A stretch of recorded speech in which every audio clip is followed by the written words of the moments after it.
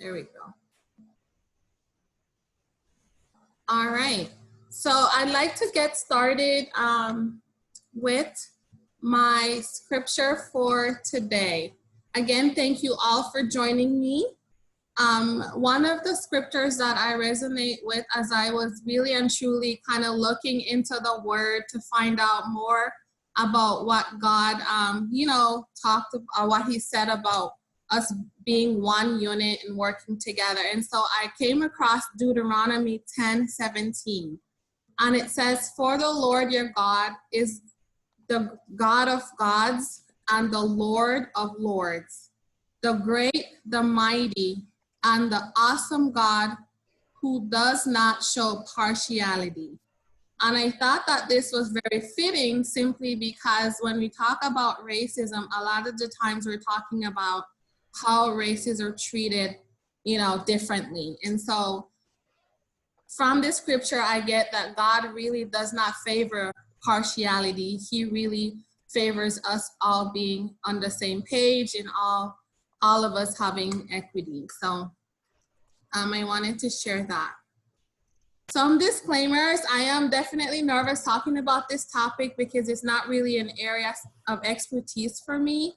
But I kind of know a little bit about race, racism, and prejudice due to my research that I do with African-American mothers and working in maternal child health. I always a lot of birth disparities, and Black women are more likely to die from childbirth complications and things like that. And I know I've read where they said that racism was a contributing factor to that. So there's a little bit of information that I do know, but it's not my area of expertise, so please bear with me. But I think for our department, we've been doing webinars. The last 3 of them have highlighted what's going on in society today. And so that was something that I was asked to do, to kind of talk a little bit and speak into what's going on in our society today, which is why I kind of chose these topics to kind of talk about. And another reason that I really want to kind of bring a voice to it is because I have 3 Black children, especially from my Black son and my Black husband. They're meaningful to me, and I just kind of want to highlight that there's some motivation behind me doing this, and it's my family. There is a mixture of research and personal experiences, so you'll be getting a little bit of both. It can be emotionally triggering. If you're a person that have experienced racism, you might be triggered by some of the information that I talk about tonight. You may or may not cry. I may or may not cry. I am definitely an emotional person. I'm a vulnerable person to racism, and so some of the things can definitely be overwhelming to listen to. Our dean sent a message. She couldn't make it tonight, but I just want to say thanks to her for the support. And also our assistant dean. I would like to thank them for allowing the social work program to have this platform to tackle such significant social justice issues faced by Black, Indigenous people of color. It's truly humbling to know, as a Black woman, I have this space to have a voice at the university in this particular moment in time. And I also want to thank our program director, Dr. Lee Johnson, for his support. So let's get started. As I was reviewing articles that talked about racism, I came across an article by Omi and Waynant from 2014, and they described racism in the United States. They said the history of race relations in the United States is identified a pattern of social and structural discrimination resulting from stigmatization of populations of color, leading to slavery, Jim Crow laws, the targeted restriction of immigration from Latin American countries, systematic deportation currently affects undocumented immigrants of color, overturning of citizenship for US-born Latinos, racialized discrimination in housing, such as racial zoning, redlining, and a criminal justice system that has created a mass incarceration disproportionately affecting people of color. So I thought that this kind of fit into what I will be talking about tonight. So I just kind of want to talk a little bit about racism as an experience. For many people, including myself, racism is very, very ugly. Black, Indigenous people of color, there's really no making it pretty, putting a bow on top. It's real, it's raw, it's painful, it's traumatic, it's exhausting. And simply put, it's hurtful and tiring. Really and truly what we experience a lot of the times when it comes to, racism. Black, Indigenous people of color often suffer in silence daily, dealing with the refined racist remarks, microaggression, and prejudice behaviors towards us. Example, questioning our Black intelligence, second guessing us on decisions, lack of support for our work and innovative ideas. Many of us have grown numb to the experiences of racism, often working hard to have someone else take the credit for our work. There's in the experiences due to fear of losing our jobs. A lot of the times we stay quiet when we do see racism sometimes because we don't want to speak up, because we don't want to lose our jobs. But it does exist and we do see it. The infamous question, why do Black people have to always make it about race?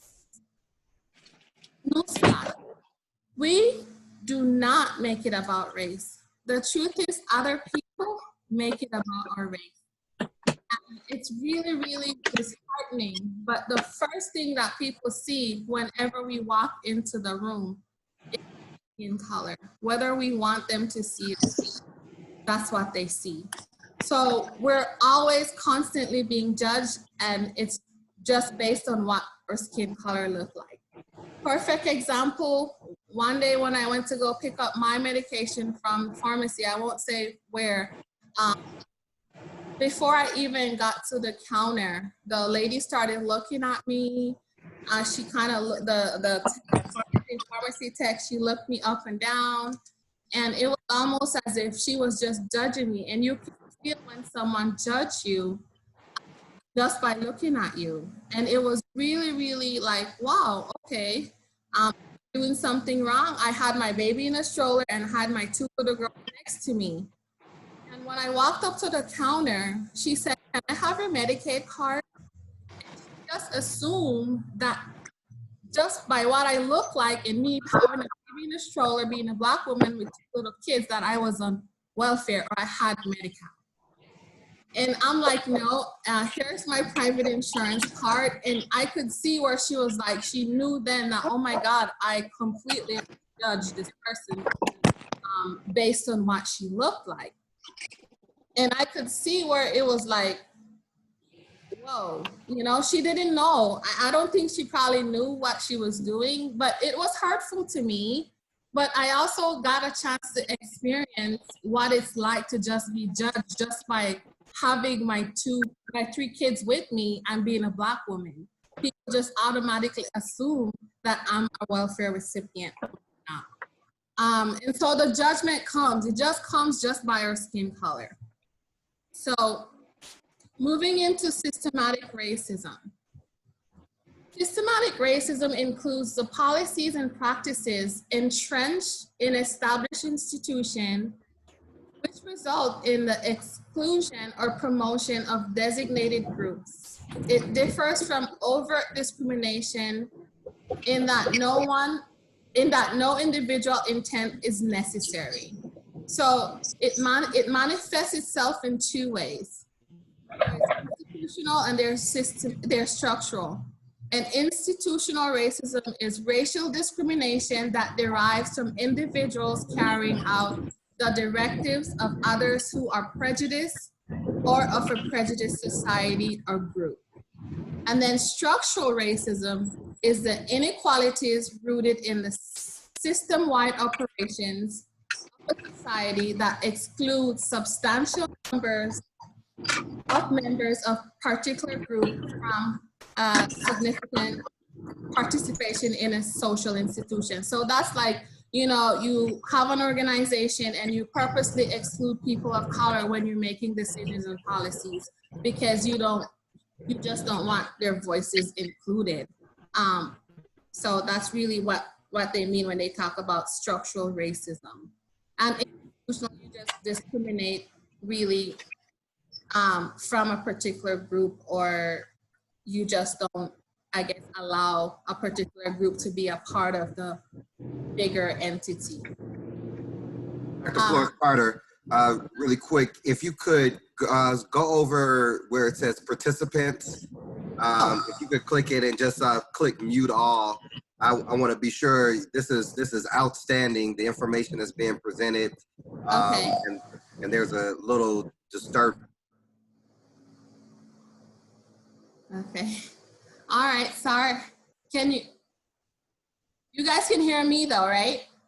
Yeah. Okay. All right. Thank you. I didn't know. All right. So moving on from here.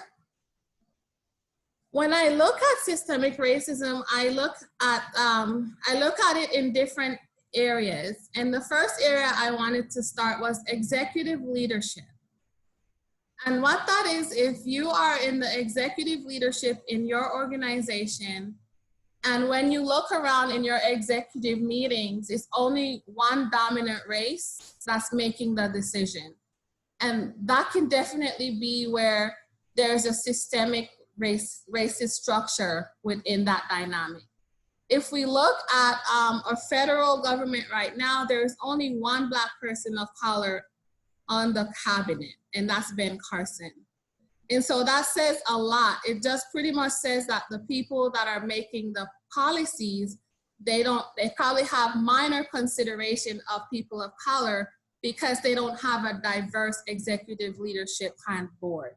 So that definitely is where systemic racism can trickle on down. The people making the decisions are not diverse.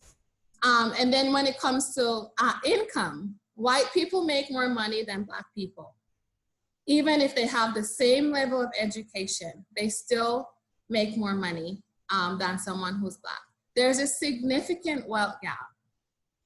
Black families often work more and they still make less than what white people make.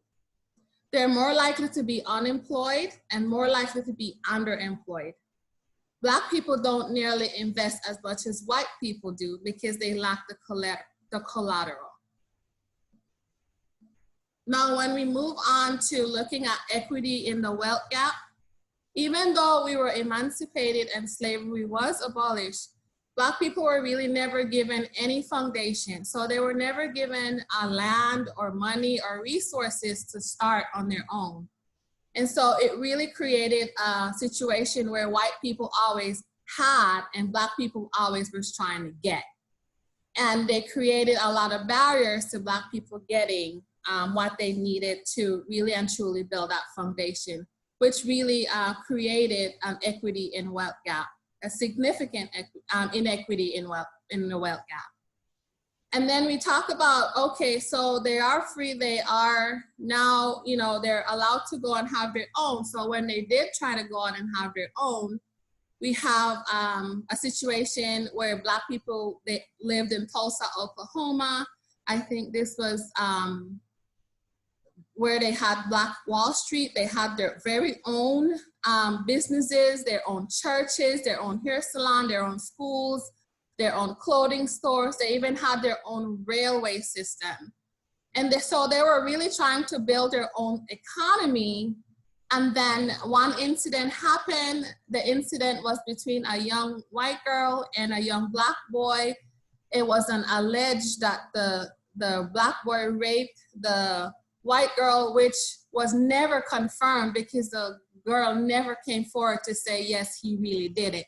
But it still was a narrative that was created that really contributed to them burning down all of the businesses that they had worked very hard for to establish for themselves. And so that happened. So even though slavery is, you know, abolished, they tried to build their own, it's completely taken away. So those people have to start from scratch again.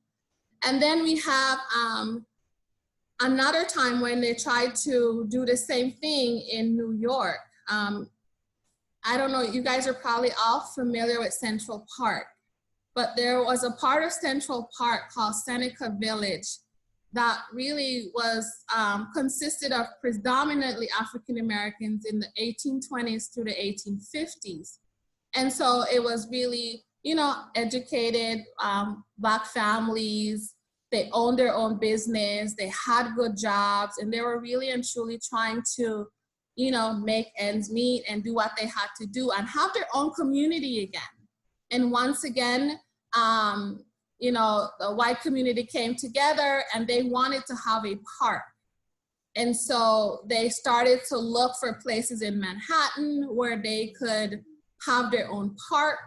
And it just so happened to be where the African American community was. And so they decided that they wanted that land, and they pretty much took the land from the African Americans. And even though they owned their own house and their own land, they were not able to get anything. So again, they had to start over.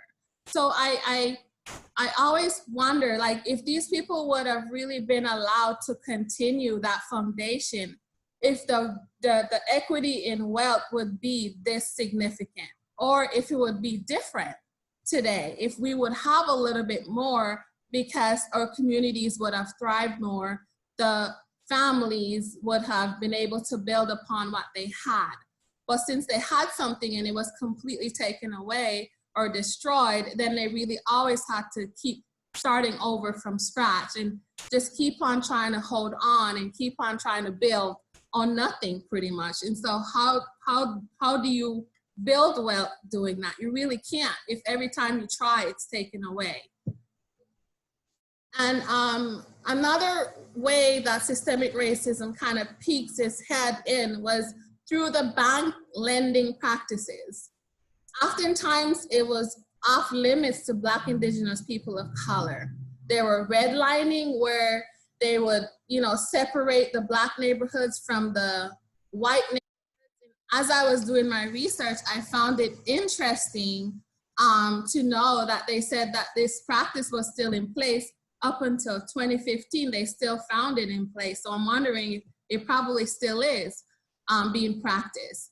And this is where, you know, they prevent Black people from buying homes in neighborhoods that were, you know, maybe a little bit better or whatever. They just, you know, didn't allow them to really and truly buy in certain areas. Certain areas is predominantly for, you know, white clients. In certain areas, they sell to the, you know, or they approve for the black families then.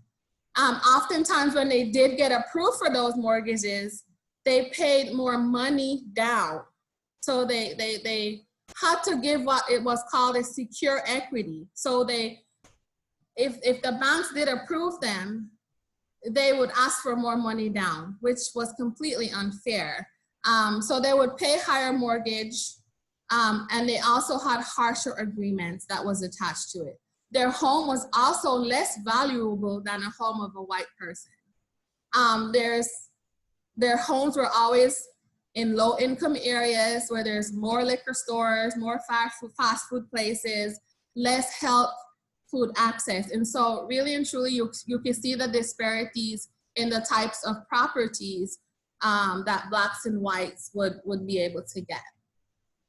Today, according to the preliminary reports from the 2020 census, there is still a gap, and they said there's still an even wider gap that Black peoples are not really and truly owning homes, like when compared to white people. So it's even widening from the preliminary reports that's coming out for the 2020 census, which was eye-opening for me to kind of look at. Racism in the education system. Non-white school versus Black schools. What we know is that Black schools almost always get less funding. the Black school districts almost always get less funding than the white school districts, despite when there's an equal number of students in the schools. There's always like more students and less teachers, and that equals more students and less resources, right? Because the schools, they don't have money or collateral to pay for more teachers. And what I read another report that talked about, even when property taxes were adjusted to have homeowners pay more money, the more funding still went to the white school. So even when the Black neighborhoods adjusted the property taxes and the communities pay more taxes, the funding still went to the white school as opposed to their community schools. So then again, you see the significant, the systemic issues there too. Black students are more likely to get suspended and end up in juvenile hall for the same behaviors that's exhibited by white students in schools. And that contribute to like Black students having a 23% more likelihood of ending up in juvenile hall. So it's definitely, if you see 23%, that's a high number of our Black students that are not probably graduating or going into juvenile hall, right? Racism in school, I kind of want to touch on this a little bit because I had some experience with it with my son. The first preschool I sent him to, it was really disheartening that every single day I went, I always heard something. They always told me, oh, your son's not listening. He's misbehaving. He was only 2. He went there for a year. And when he's turned 3, I'm like, well, he's exhibiting the normal behavior for a 3-year-old. But it was always something whenever I picked them up. And they really got me to even question whether or not something was wrong with my kid. I took him to the pediatric and my doctor was like, your son is fine. There's nothing wrong with your child. And one day a lady pulled me over and she said to me, you know, they always complain about the Black kids. She had had her kids going to the school for a long time. And so she took it upon herself to just pull me over and she said, yeah, they always complain about the Black children. And that kind of lit a light bulb in my head. And I'm like, well, why are they always complaining about the Black children? But I just left it at that. And I mean, I didn't want to complain because I didn't have anywhere to put my son and I needed to work. So I was like, okay, I guess I'll just have to deal with it until I can find somewhere else to put him to go to school. And this is a situation for a lot of Black parents. It's like they really would like better, but a lot of the times because of like the system, it's hard for them to navigate. I mean, I remember calling several places to try and get him into other schools, and there was always a waiting list. And so it was like, okay, I had to work. So I didn't really have the resources to really and truly pull him out of the school and put him somewhere else, like at my beck and call, because, you know, I had to get to work every day. And so finally I did remove him from the school. But it's just things like this that you have to deal with. Like often, you know, he's in a great school now and I really advocate for him at that particular school because really and truly, he was just exhibiting normal behaviors for a 3-year-old. And my doctor kept telling me, thank God he was a Black doctor because kids are also a lot more likely to be, Black kids are often more likely to be diagnosed or quickly diagnosed or quickly put in a category of needing an IEP, or they're having conduct issues, or they're easily placed in that category, especially if you don't advocate for your children. So I'm glad that I removed him and he's doing well now. Like there's no issue. I framed this term bystander racist because I felt like in some moments I really were in that situation. I didn't really say anything about it, even though it was bothering me. I was kind of nonchalant in a way about it happening. And sometimes we can be bystander racist. And what I define it as is you may not be racist, but you can still promote racism by not speaking up. You can engage in racist practices, even though you're not racist. If you see it and you do nothing, you're still engaging in being a bystander racist. I think you need to know that if we keep our mouth shut all the time, then we're probably being a bystander racist. Okay, if you are working in an organization and they're getting ready to hire a new person and you see there's a need for diversity, hey, stop it. What's that noise? Sorry guys, there go my kids again, right? So please just understand that we can always promote it, even if we're not necessarily racist.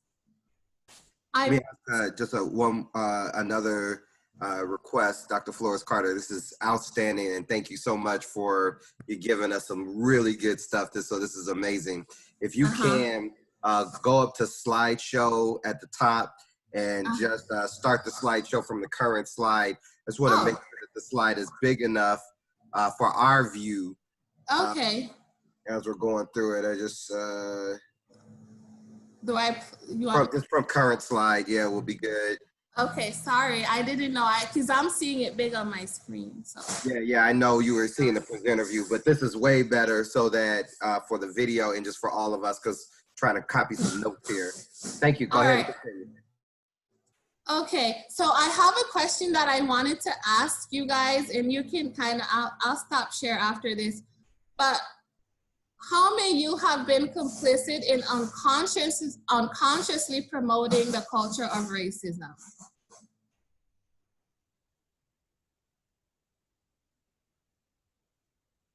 I have, accidentally at least. Sometimes I just don't know it. Racism, I've said some things that are anti-LGBT, just not knowing it, thinking it's the norm. I didn't know. I think it's a joke or something like that. And, something from 10 years ago, which, we're not doing the cancel culture thing. But then I find out later, oh, it was offensive, or, oh, it was not common practice. I didn't know. Now I don't try to split hairs. I don't go out of, sometimes you're really not meaning to, and next thing you know, you're offensive. Other times you're tiptoeing, doing your best. It happens. Yeah, I could see where that happens. Who else would like to take a job at it? I know for me, it's just not advocating for myself when I'm experiencing it. And that's how I have been complicit in promoting it.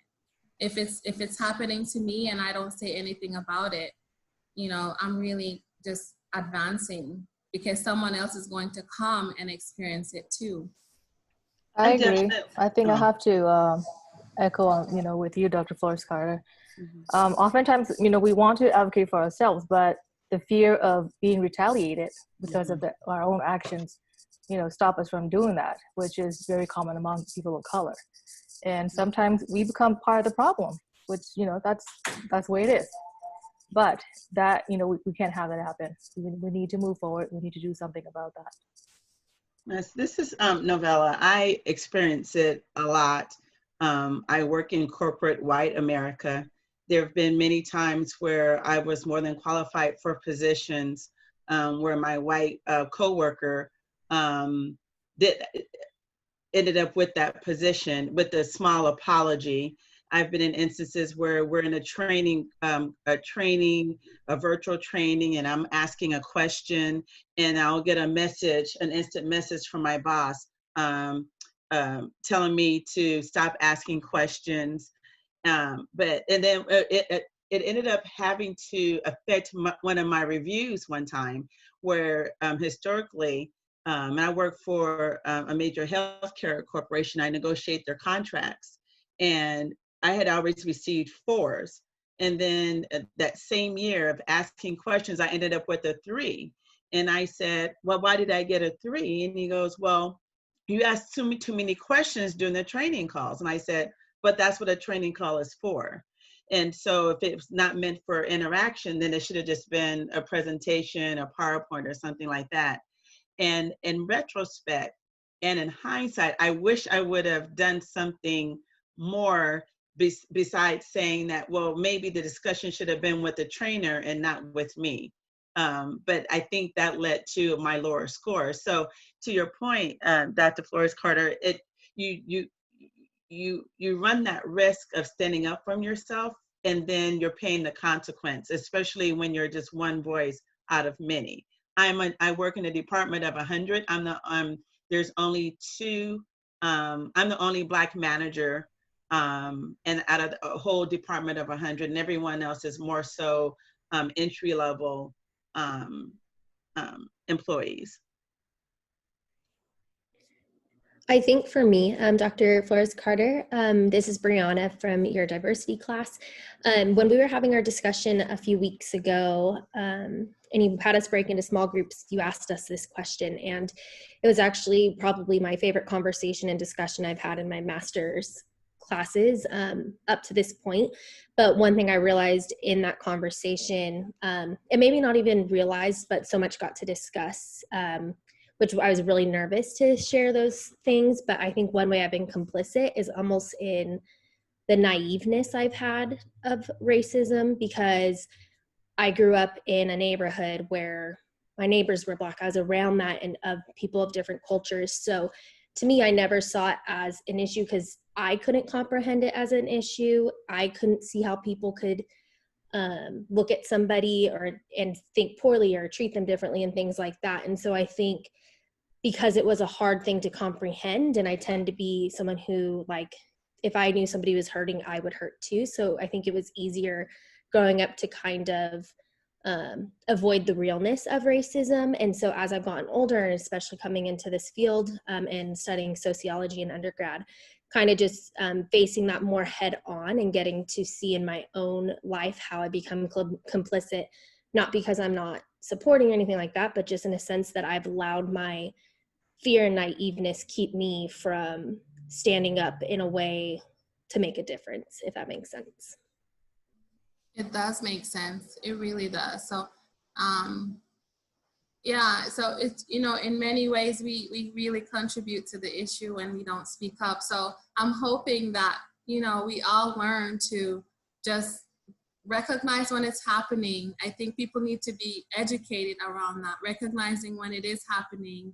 And they have to have a sense of calm and relaxation, and not a sense of fear to speak up about it and say, hey, if I say something, I don't want to get fired.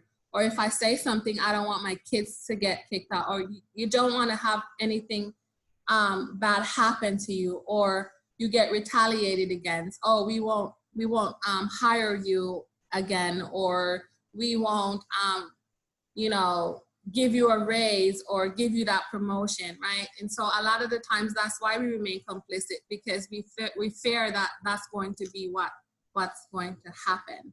Okay, so let me continue with with our conversation here. So we're moving now into white privilege and what white privilege is. So oftentimes you get this question, what do you mean white privilege? There is no such thing as that, right? Or you get the person, the white friend saying, well, I grew up poor. You know, my family was homeless. I wasn't promoted for that job. Well, here's the thing. You might have grown up poor, but remember I talked to you about the different neighborhoods that Black people live in and the different neighborhoods that white people have a chance to live in. I talked to you about the educational system and all of those differences. And those contribute to what really and truly the experience of poverty. We can both, you know, be poor, but white poor is a lot different from Black poor. And I think that needs to be understood. White poor is, yeah, you're poor, but you still have access to quality education, a nice neighborhood, and quality healthcare. Black poor, you don't have quality to good education most of the time because your school barely has funding. Your neighborhood's probably not the safest neighborhood. You don't have the best quality food to eat. So there's a lot of other things going on in your neighborhood in the white versus poor. So we can both grow up poor, but our poor is different. And so that's when we talk about white privilege, that's what we're meaning, right? You have white privilege because you had a better education, even though you were poor. You have white privilege because you live in a better neighborhood, even though you were poor, and you had access to quality healthcare, even though you were poor. Whereas a Black person didn't have none of those things. They're less likely to have those things. Or my family is homeless. Well, here's the thing. African Americans in the United States make up for 13% of the population in the nation. Yet 40% of the homeless population are Black people. Latinos, again, make up 18% of the population in the United States, yet 22% make up for the homeless population in the nation. So that should tell you the disparities that's going on. So yeah, you might have been homeless, but the disparities between the amount of white people that experience homelessness and the amount of Black and brown people that experience homelessness, there's a significant disparity in that. Or I wasn't promoted. As my Sora novella just mentioned, she wasn't promoted based on her race. If you weren't promoted, it's most likely wasn't based on your race, why you weren't promoted. Whereas a Black person, that could be the reason that they're not promoted. Moving on to apartment. I had a friend who moved into a really, really nice apartment, and she had reasonable credit. It wasn't perfect, but they asked her to put down a double deposit for her apartment, right?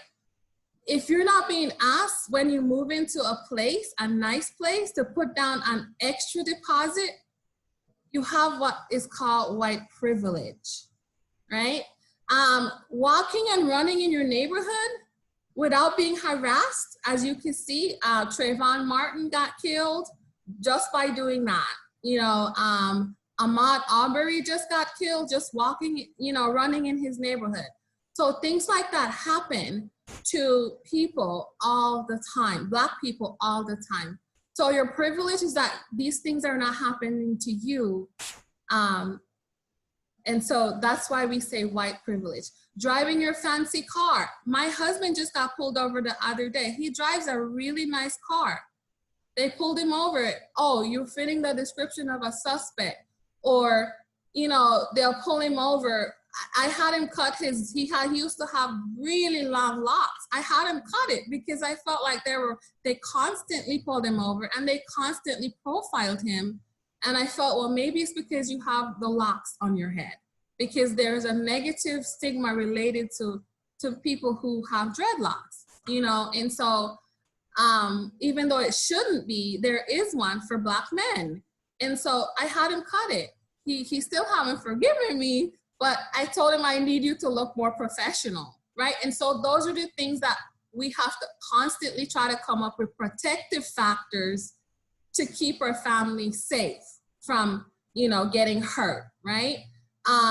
You don't have to have the pulling over by police talk with your children, right? I have a 21-year-old stepson, and the first time when he got his car, my husband and I had to talk to him, and we literally told him, okay, you have your license, you have your car now.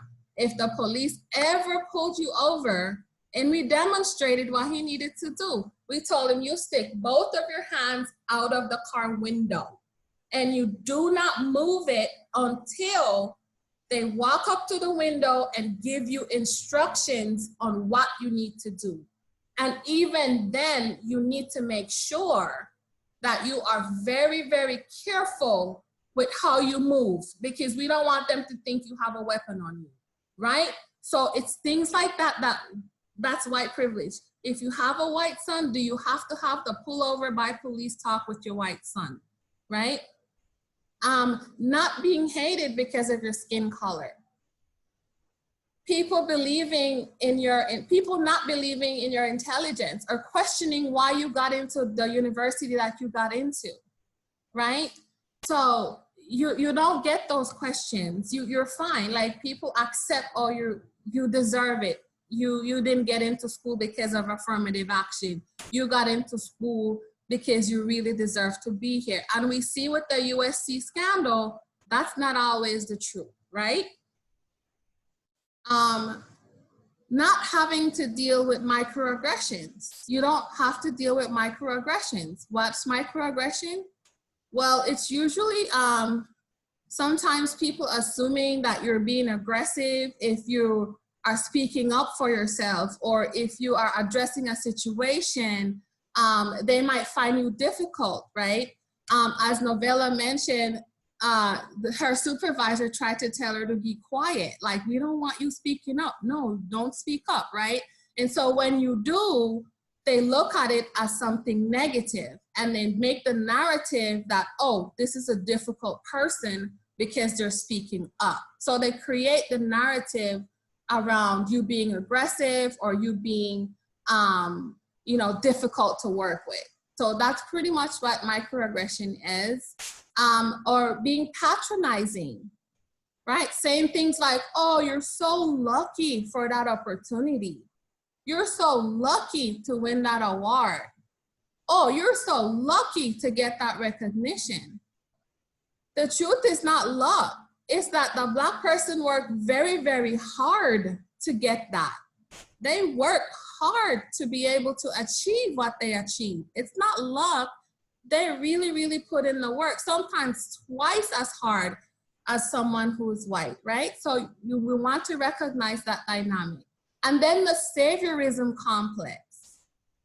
Really and truly, don't base what you do for Black people off of stereotypes. Stereotypes that you were socially conditioned to believe from the moment that you were born by your families, right?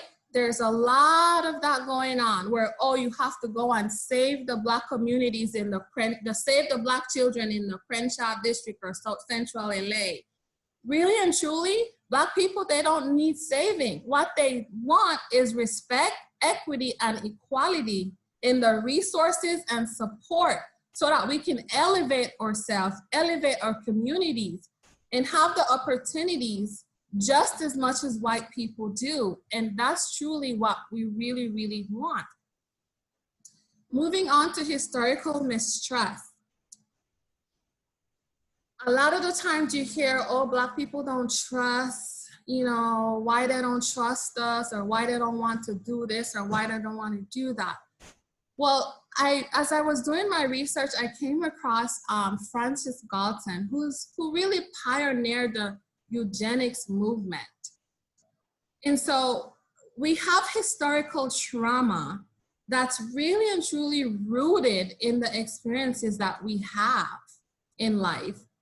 And it has a lot to do with things like eugenics, right? Where the belief was we had to preserve the white race over the Black race, right? And any other race that wasn't considered to be the elite, right? You didn't have the gene, the elite gene. You were looked down upon. You weren't really valuable as Black people to the whites. There were even moments where they forced unlawful sterilization of Black women without their knowledge. So when you ask why we don't trust, a lot of it stems from things like this happening to our people through the years, years and years ago. And so that transgenerationally really came down to what we believe today, right? So that's definitely something that contributed to the mistrust. Then we have the Tuskegee experiment. Again, why don't we really trust, the hospitals and participating in certain things? This is the reason, again, the Tuskegee experiment, where they enroll Black men in a syphilis study, and then they found a cure, but they didn't tell them, and this was a 4-decade-long study. So Black men were dying. They were giving syphilis to their partners. They were giving syphilis to their children that was born with medical conditions, right? So they were preyed upon unethically for practice, for science practice. It's like if we want to test a new drug or we want to test a new experiment, bring in the Black people, right? And so line them up so we could test them. And so that's one of the reasons why there's a significant mistrust for the institution and organization. And then there's disparities in healthcare. If we look at COVID-19, I had the opportunity to go and look at the statistics. 80% of the people dying are Black, Indigenous people of color. Black and brown people are dying at higher rates than whites, right? Black and brown people make up the largest percentage of essential workers, but they're less likely to have the best insurance or have insurance at all. And they're less likely to have access to the best quality of care, right? And also a lot of them do have chronic conditions and the life expectancy is shorter. But even when they have those chronic conditions, but what contributed to the chronic conditions? So we get to the American Psychological Association, who recently did an article that talked about identifying racism as a public health crisis. The study found that racism contributed to the development of mental illness. It also found that the root cause of chronic condition is racism. So high blood pressure, diabetes, heart disease, COPD, all of those chronic medical conditions, racism can be a contributing factor to Black people developing these conditions. So I hope you can see how you could tie it all in together, right? A lot of people don't want to see racism. Or they say, oh, we don't see it. I don't know what you're talking about. Well, people who don't see racism don't see it because it doesn't exist. They see it because racism doesn't exist in their world. That's why they don't see it. But the good news is it appears that many people aren't denying racism anymore. Today, the time frame that we're in, it seemed like a lot of people are saying, you know, we do see it clearly after George Floyd. They're speaking up more about it. There's more allyship building. But with that, I want to say you gotta know the difference between performative allyship and true allyship. Performative allyship is you just jumping on the bandwagon saying Black Lives Matter, but then you're not doing anything about it beyond that. True allyship is you seeing it in your organization, in your community, you seeing it happening to a colleague and you stepping up and saying something about it. That's what true allyship means, right? So it's a difference. You wanna know the difference between performative allyship and true allyship. We have our Black, brown, and white Gen Zers and millennials that are truly fighting for change. And I have to say, I have a 12-year-old daughter that says, Mom, I am not standing for this. My 11-year-old told me when I go back to school, I am not going to stand for the Pledge of Allegiance. And I'm like, what are you talking about? But that's her way of saying, I'm gonna protest when something is wrong, right? And so they're really and truly starting to see that, hey, we're not here for that. Like, we wanna change and we need a change and we're gonna fight for a change. And we see that happening, which is amazing. Many corporations and organizations have begun to acknowledge that Black Lives Matter, right? Moving forward, accountability. Assessing the experiences of Black, Indigenous people of color, having cultural humility and understanding that Black people and people of color in general experience racism. And really and truly, you want to dissect how they experience it so you're able to contribute to the healing that this nation needs to do. Black people need to still heal from racism. We have not healed from it. And so until we heal from it, things will get better. And so you have to work towards that. How do you do that? You hold people accountable when they exhibit racism or racist behavior. You hold them accountable for it, right? More diversity in executive leadership. Include our voices in the decision making. A lot of institutions provide services to Black, Indigenous people of color, yet the people that are making those decisions don't look like any of the persons that they serve in the community. Something is wrong with that picture. You cannot truly make decisions for people of color if their voices are not involved in your program planning, your policy planning, whatever it is that you're doing that's going to affect their life and their community. You got to be able to include them. And so it's important. If you have a meeting of your executive board and you look around and people all look like you, it's time for change. You need to diversify it because the people that you're servicing are diverse. So diversity and inclusion, having a committee at your institution, having someone who is committed to auditing and reforming racist practices and policies in your organization. I think that's really and truly how we can begin to completely change. And so I want to end with this scripture, Malachi 2:10. Have we not all one Father? Has not one God created us? Why then are we faithless to one another, profaning the covenant of our fathers? That's such a strong scripture, and I just wanted to leave you guys with it because I think it's powerful enough to have you think about moving forward what we need to do together as a community.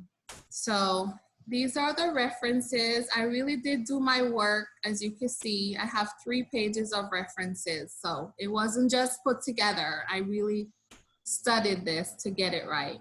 So I'm gonna stop share now. And I will ask if anybody have questions that they would like to add, any feedback that you'd like to provide on this, I'd really appreciate it. Doctor, I would just, my fault. No worries. I just wanted to say, wow, you were right. There were some things that, that you feel, but I think putting it all together with the presentation, the resources, it just really lets you know, it kind of validates what you've experienced and what you're feeling. And sometimes you may just think it is just you, and it's always good to know that it's not just you. And I think that putting the factual based things into it, I think it really was a job well done. I'm very proud of you. As my soror, I'm proud of you. And just as a Black professional, the idea that you presented this so well, and I hope that in your professional life that others get to see your gifts, because you're very talented, very smart, articulate, and very impressive. I'm glad I was able to attend. Thank you. Thank you so much. Thank you. Thank you. Dr. Flores-Carter, no, thank you for the presentation. I appreciate it. It's already almost over. What I was actually going over with one of my friends, he's biracial, and we were just talking about this. And me and him have hard conversations all the time. He's every bit as smart as I am. He's just as educated as me. We always talk about these real tough things. And what I told him the other day was with all these posts going on, that I don't want to, a lot of this pain, along with the COVID that doesn't help, is in the acute phase. And sometimes when it just happens, we're reactive and we make actions happen that are not exactly productive. I said, now, I asked him about when people are saying Black from the Black business. I said, I don't know if that's a good idea. I said, no, I understand he said, no, explain keeping the money in the community. Is like, no, I get that. But when you label it the wrong way, like, no.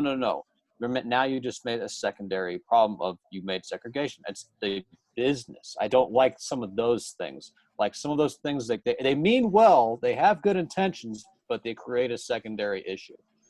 Also, another thing on approach of how we do it. Like I'm reading the book White Fragility because, I like to stay confident, stay current.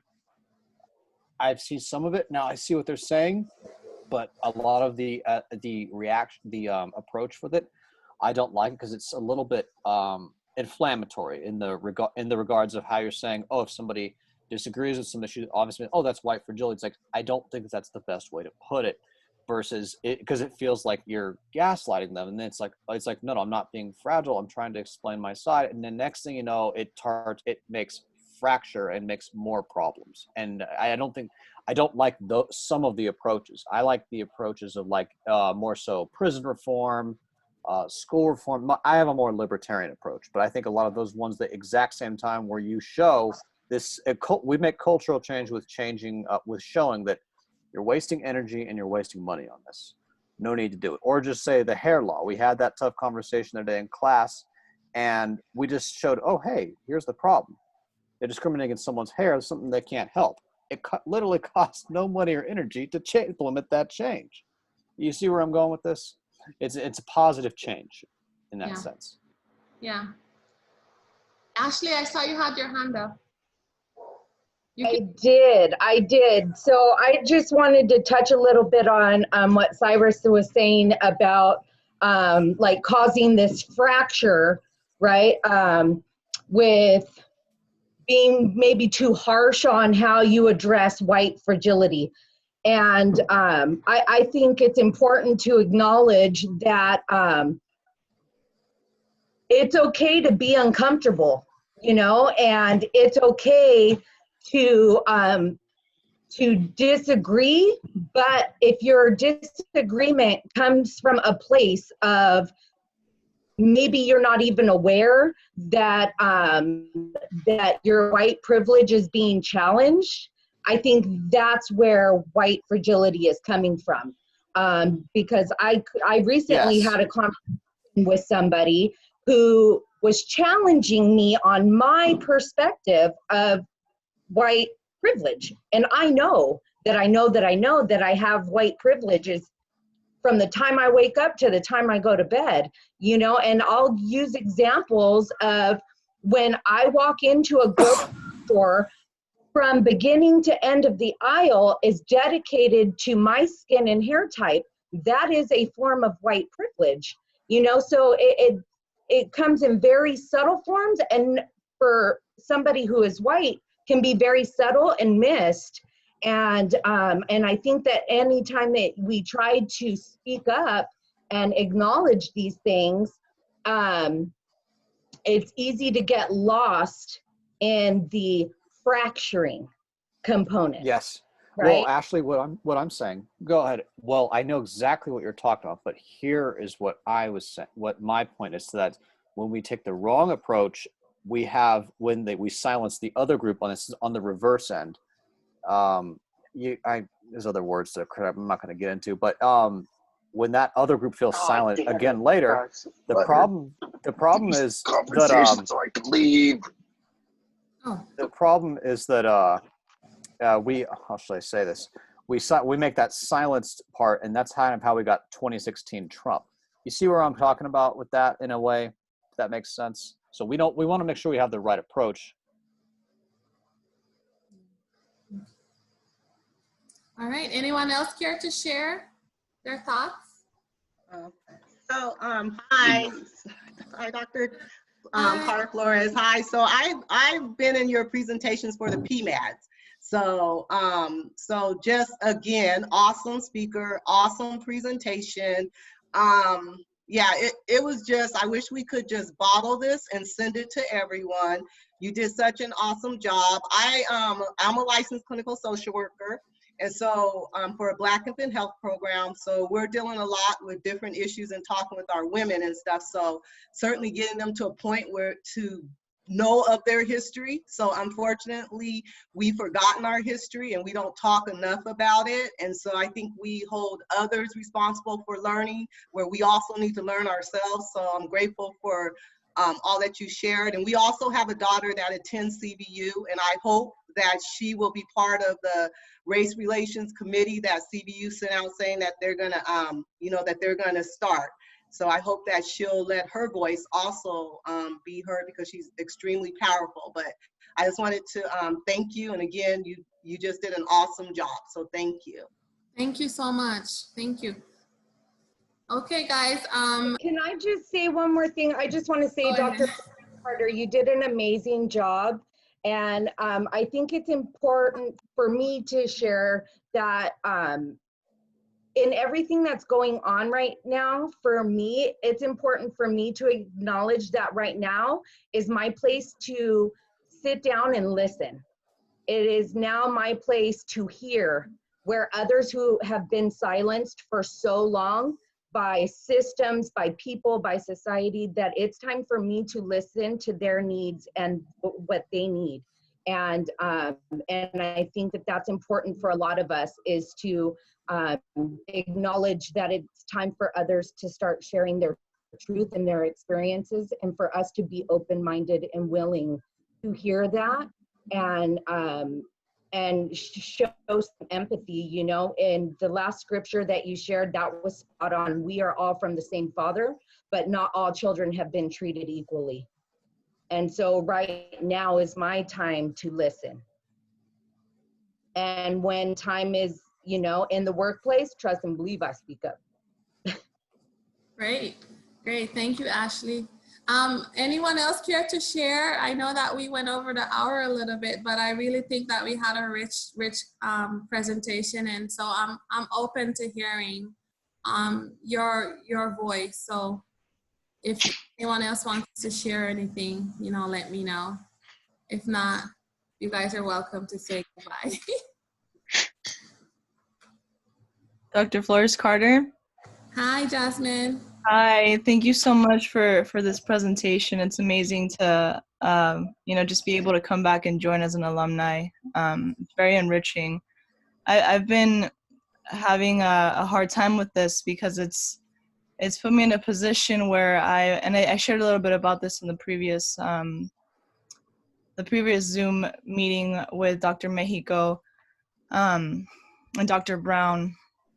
But I've been exploring my, I don't know if you guys have heard of Purdue. I don't know what it's called, but basically I've been exploring, the conservative side of all this, and it really worries me, more so when I hear people of color, both Black and brown, not acknowledging systemic racism and white privilege, and really just saying that it's all a conspiracy and it's very, very fake. And they look at the data, and personal experience can't be measured.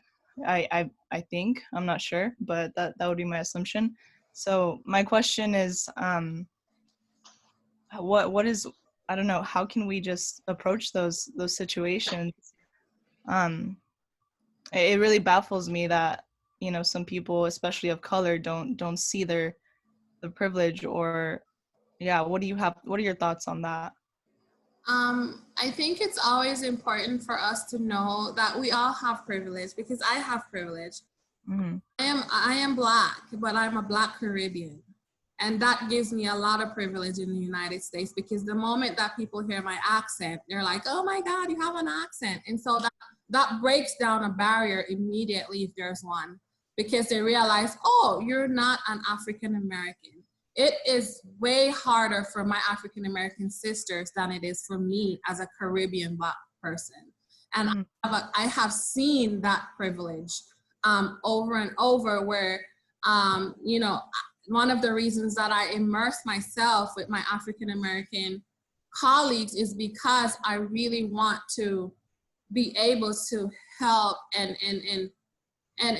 give back and be a voice and speak up for the experiences that they have, and also for the experiences that I have when I'm categorized as being an African American. Because a lot of the times I feel like we are all Black, but Caribbean people are experiencing a lot of privilege also because of Black Americans. And we also need to acknowledge that as well. So I think it's important to know that we know our privilege and speak up about it and really and truly try our best to always advocate for each other. There is no separate, there's just one. And I think there's just one, and it's the human race, right? We're all human and God sees us as one people.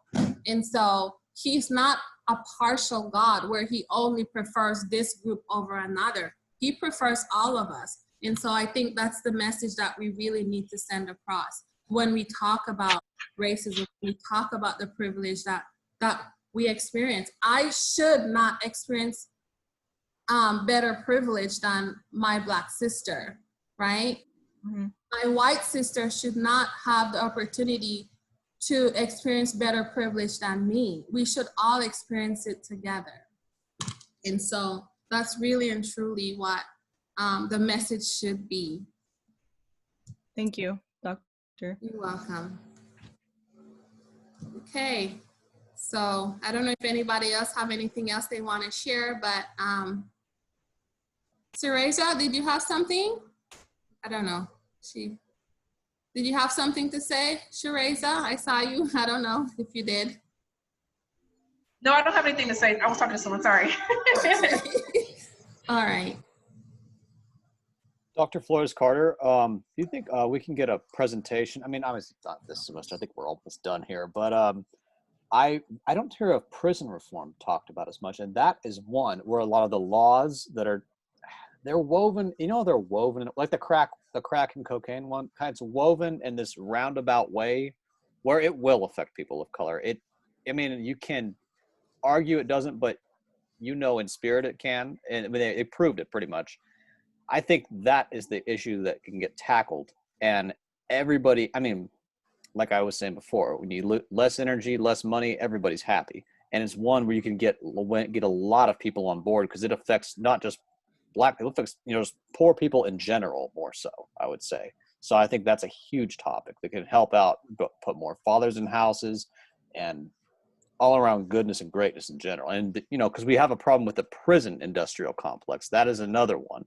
It's harder to prove, but it exists. Yeah, definitely. I think it's a conversation that needs to be had, Cyrus. And if that's an interest of yours, I would definitely encourage you to explore it more and see how you potentially, look into it and,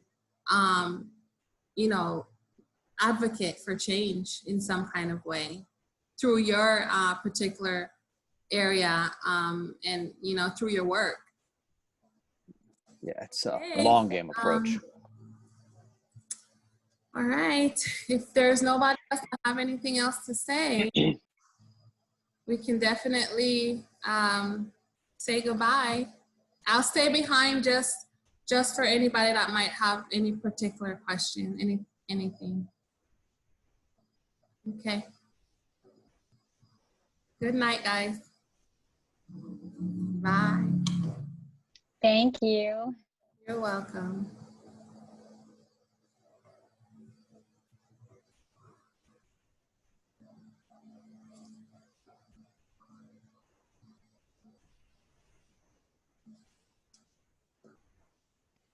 Dr. Flores-Carter. Oh, hi, Austin. Yes? Hey, is my mic working? Yeah, it is. I hear you. Oh, okay. I had just kind of like a quick question that I didn't really want to hold up everybody on it, but just when we're dealing with clients who don't have that kind of perception or acknowledgement that there are racial differences in the state or in this country, is it necessarily like our job to help them perceive that or acknowledge those perceptions, or is it just our job to treat the client and treat the disease? Yeah, Austin, that's a very good question. No, it's not your job to change anybody's perception. It is your job to provide them the services that they need to be well, right? And so you remember we talk about professional and personal values, right? and so you have to know the difference. Professionally, you have a job that you need to do. And your client's personal belief system and personal values may not always align with us or with yours. And so it's important for you to know that your job is really and truly to be there to help them heal in whatever way that they can heal. And sometimes that means that they're just not going to get it. And that's okay. It's okay for them. They might not get it then, but maybe later on they'll get it. And that's okay. You just do your job. Okay. Sounds great. Thank you. Okay.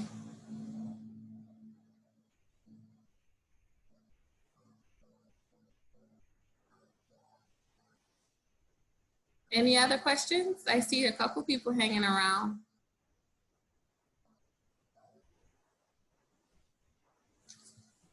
Hi, Dr. Hi. Flores-Carter. Hi. I share with you a quote, and you can tell me your thoughts on it. Okay, go ahead. Have you heard of Candace Owens? Oh, yeah.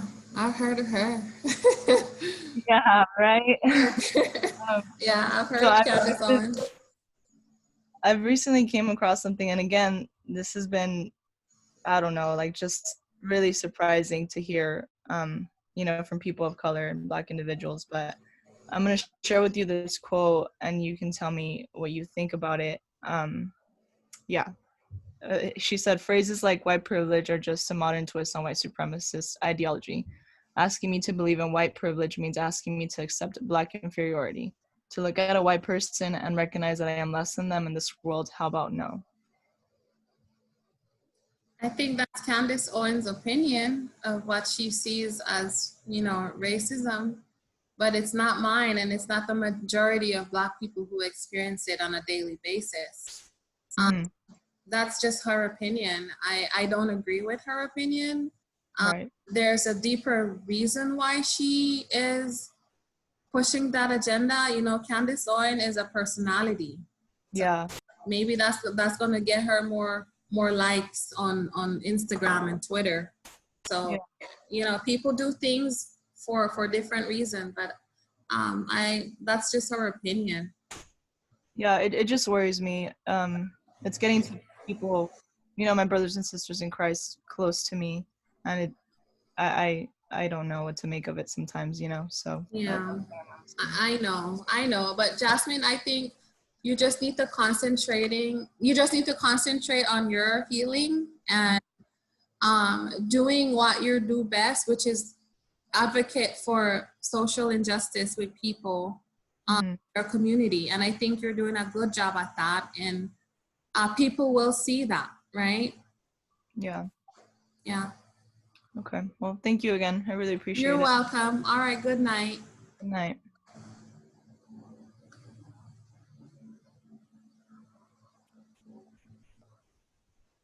I see Tara. Tara, I see you hanging out there. I don't know. Hi. Hi. I'm like in the middle of stuff as you've been doing your presentation, and so I'm kind of just listening to everybody and being busy working, and I thought it would be interesting to hear other questions that people had and hear their perspective. Oh. I tend to always hang around after, because that's when a lot of really cool things get covered. But yeah. What research, are you doing different research right now than you were during the school year?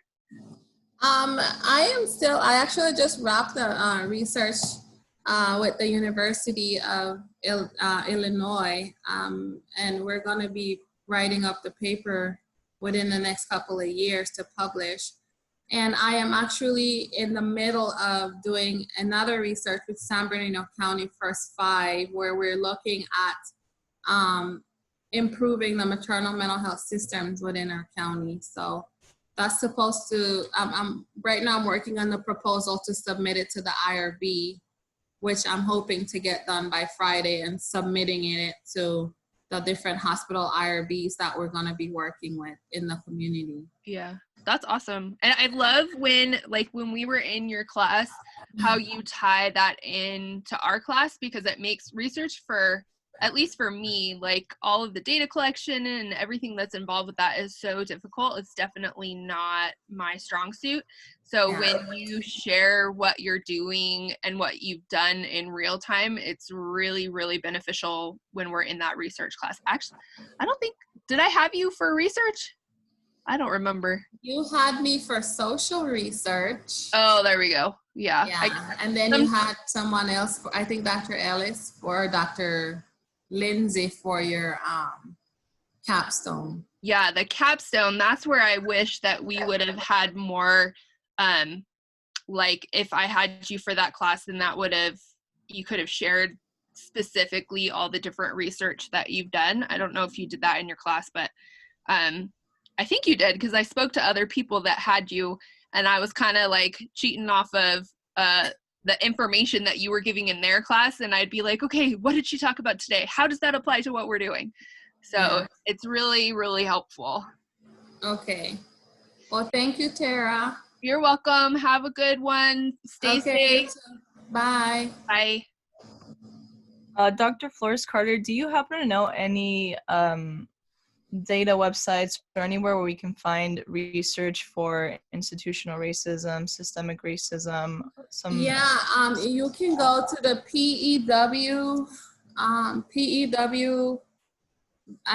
Let me see. Let me look real quick, because that's one of the places I went for my information. It's called where is it? It's called the PEW Research Center, and it's at pewtrust.org. And they have so many different types of like information on, they have a lot of different types of information on different health disparities and things like that. So check it out. Okay, I see it. Thank you so much. All right. Okay, have a good night. You too. Bye-bye. Bye. Hey, Zach, I see you hanging around. I'm wondering, I want to talk to Professor Kamal. So I'm wondering if you had a question. I don't know. If not, I'll end the conversation with you, right?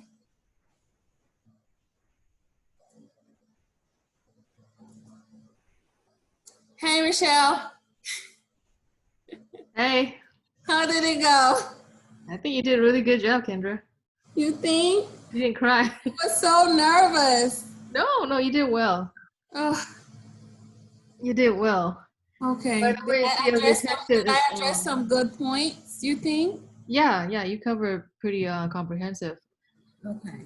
Just to let you know, you're still recording? Oh, okay. Oh, I'm all like, how did I do? All right, let me stop recording.